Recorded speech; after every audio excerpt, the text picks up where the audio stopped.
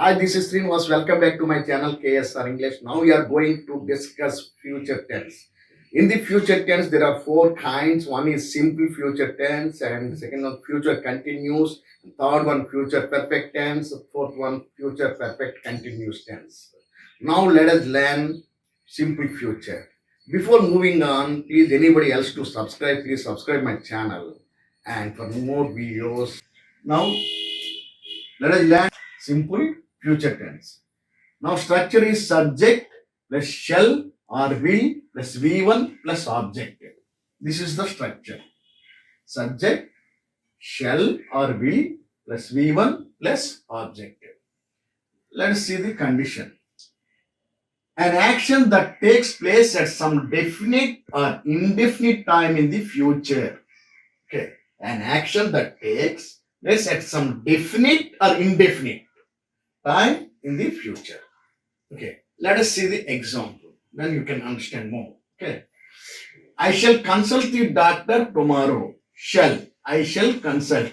I subject shall. Helping verb shall or will. Right. Consult.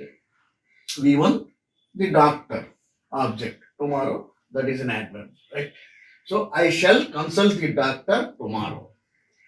And one more example. He will do this work. His work. Okay. See here the time or place is not mentioned. Okay, he will do his work. That's all.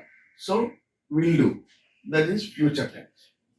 My friend will arrive tomorrow. My friend will arrive tomorrow. So, in this condition, you have to use simple future tense. And one more thing you have to remember. See, I shall, he will, or my friend will. See, for I or we, you have to use shall. I shall or we shall. For remaining pronouns, okay, remaining pronouns, you have to use will. That means you, he, she, it, they can use will. You will, he will, she will, it will, they will. Only for I or we, you have to use shall. Understand? The remaining, you have to use will. This is the first condition. Let us see some keywords used in simple future tense. Let us see some keywords or adverbs used in simple future tense. See, tomorrow, day after tomorrow, next Monday, next week, next year, next April, next summer, tomorrow evening, tomorrow morning. These are the adverbs. Wherever you find these adverbs, you have to use simple future tense. Understand? These are the keywords. Okay. Let us see examples. My brother will marry next month. Next month. This is an adverb. Okay. So we have to use will marry. Will plus V1.